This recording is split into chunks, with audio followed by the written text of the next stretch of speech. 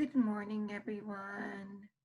I'm going to share my screen and show you chapter 12's chapter cover.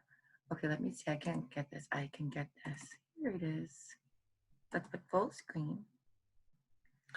Okay, so chapter 12 is titled James Henry and Henry James. Look at their outfits, too. Okay, here we go. Second to last chapter. Dr. Moore went to get his mother. "Mother," he said, "this is Mr. James Henry Alden.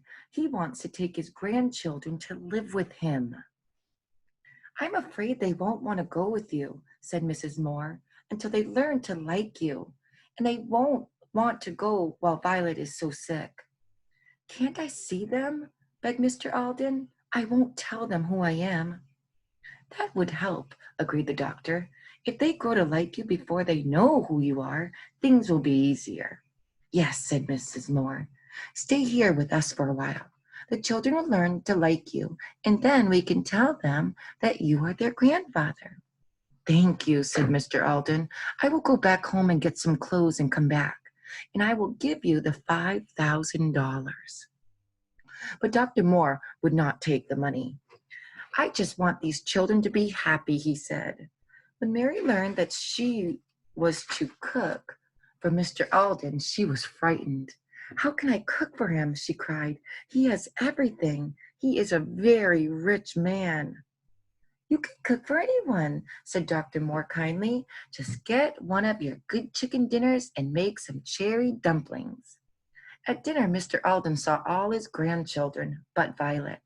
He smiled with delight when he saw Jessie come into the room in her quiet way. "Children," said Mrs. Moore, "this is Mr. Henry." Benny laughed. "Henry and Mr. Henry," he remarked. "That is funny." Henry shook hands with Mr. Alden before he sat down at the table.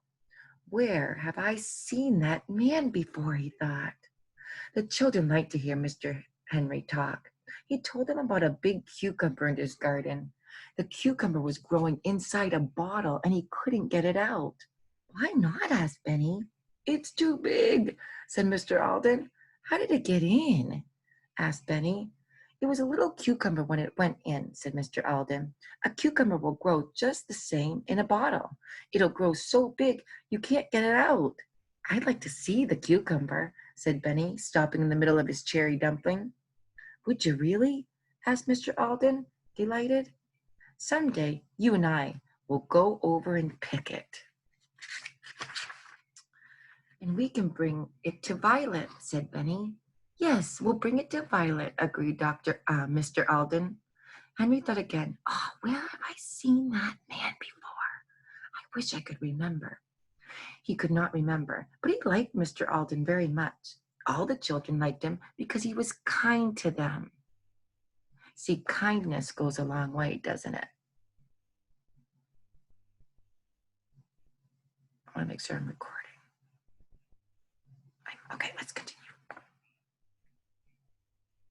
But kindness goes a long way.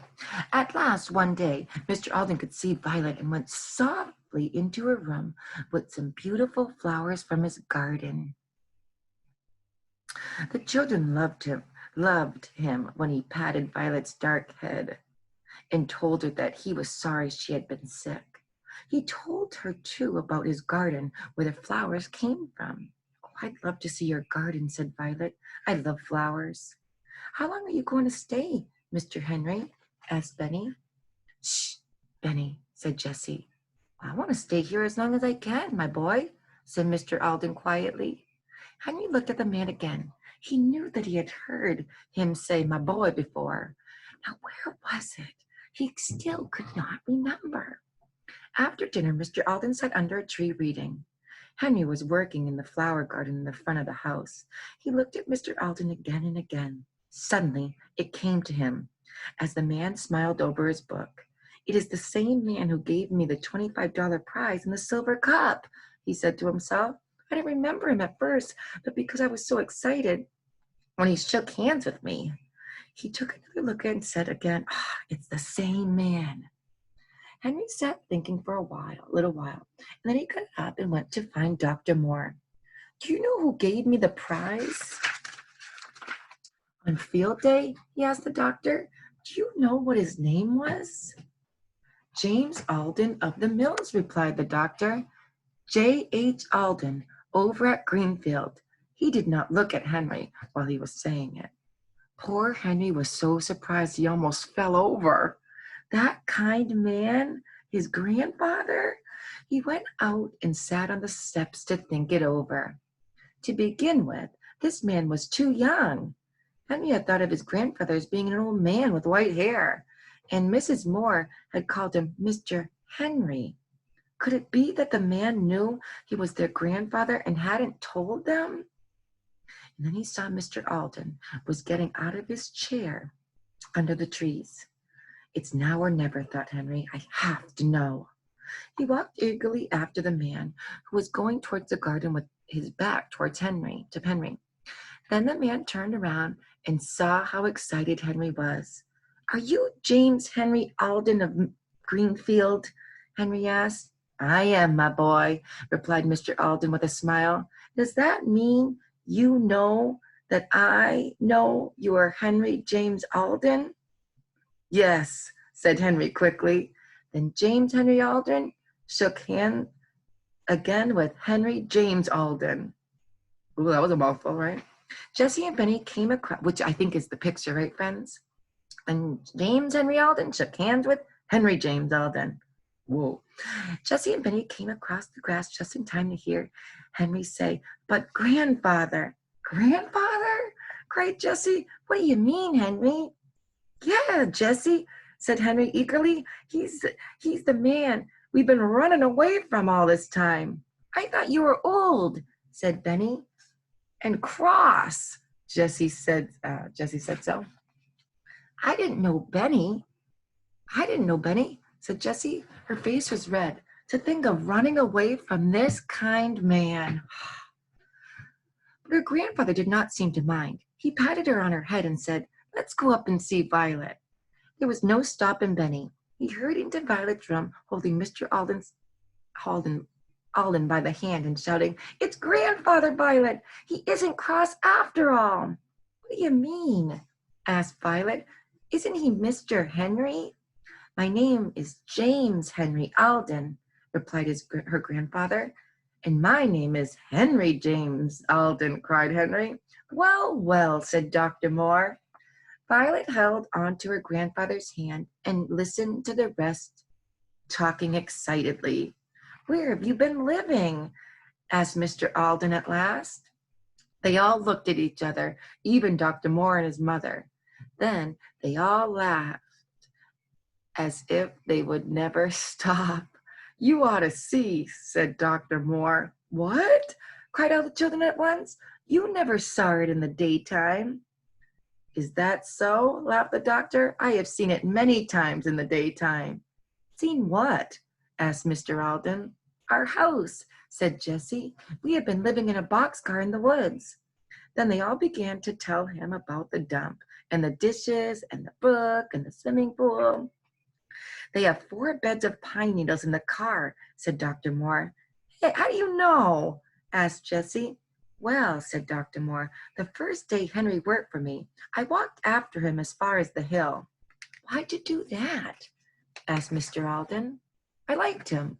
I saw he was a fine boy, and I wanted to see where he lived." "But you can't see the boxcar from the hill," said Jessie. "No, but I came back that night and looked around," said Dr. Moore. "About 10 o'clock. "About 10 o'clock?" cried Jessie. "Yeah," said the doctor. "I stepped on a stick and you heard me." "A rabbit!" cried Jessie and Henry. "Watch barked." "Yeah, I heard the dog bark, so I knew you were in the boxcar. And then I went home."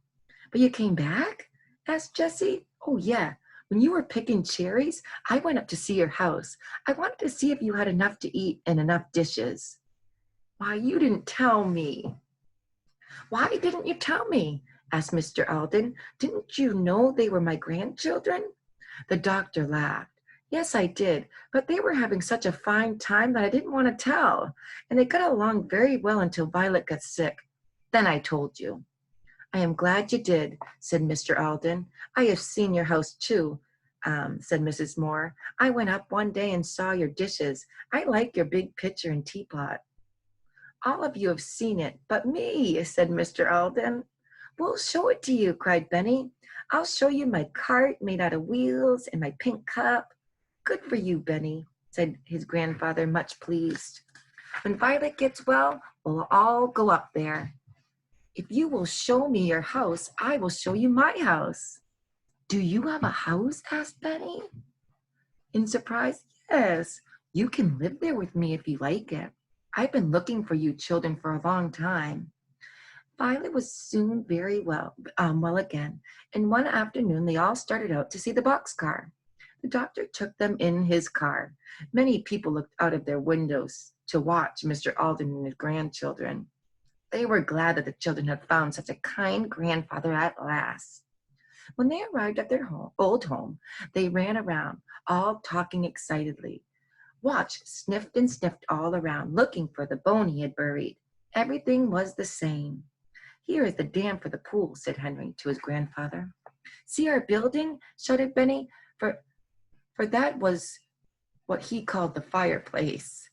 It really burns too, and this is the refrigerator and the waterfall, and here is my pink cup. They all stepped on the stump and climbed into the car. They looked at the 4 beds and the dishes. Here is the same old pitcher and teapot, said Jessie, laughing. They found the blue tablecloth, and they all sat down by the brook and ate chicken and bread and butter and cookies.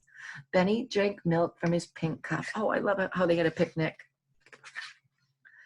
Come, we ought to go now, said Dr. Moore at last. The sun is going down. I don't want Violet to take any more cold. They closed the boxcar door and said goodbye, but they were all sorry to go. Tomorrow, said Mr. Alden, will all of you come to see my house? Oh, yes, cried the children happily. They did not know what a beautiful house it was and what good times they were going to have in it. That's the end of chapter 12. I will read the next chapter in a